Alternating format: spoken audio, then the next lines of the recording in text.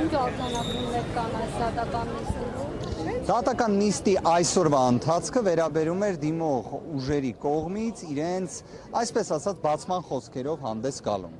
6 ուժ ներկայացրեց իրենց բացատրությունները, շատ սեղմ, ամփոփ կերպով, մենք եւս ներկայացրեցինք, վաղը կներկայացնի Բարգավաճ Հայաստան կուսակցության ներկայացուցիչը, պարոն Օրբելյանը, եւ դրան կհաջորդի արդեն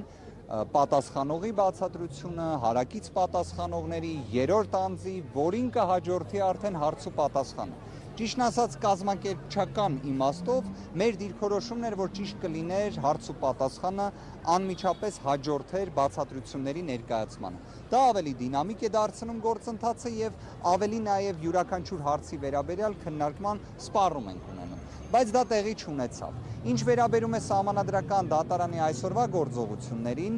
մեկ հանգամանք կա, որը պետք է առանձնացնել, կարծում եմ դրան արդեն Տիկին Մելոյանը կլրացնի։ Դա նաև որ Սահմանադրական դատարանի կազմի լեգիտիմության խնդիր ունի։ Եվ ամենակարևոր հանգամանքը հետևյալն է, որ Սահմանադրական դատարանը կարող էր նշված խնդիրը լուծել։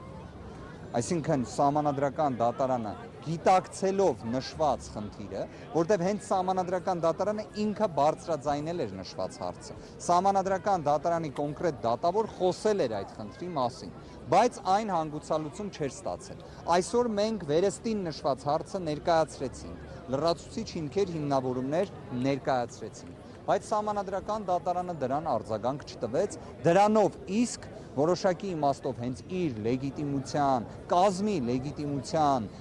խնդիրը ընդգծելով։ Սա փաստ է այլևս եւ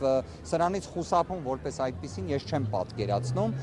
Կարևոր է արձանագրել, որ Սահմանադրական դատարանը ուղիղ նշեց, որ ընտրական վեճերով նույնիսկ 5 դատավորով գործի քննությունը կազմի իրավազորության խնդիր չէր առաջացնելու, բայց բոլոր դեպքերում Տիկին Սաֆարյանի մասնակցության անհնարինության արձանագրում տեղի չունեցավ։ Չնայած նրան, որ կարծես Տիկին Սաֆարյանը մշտապես ընդգծում էր դատավորի մասնակցության անհամատեղելիության հարց,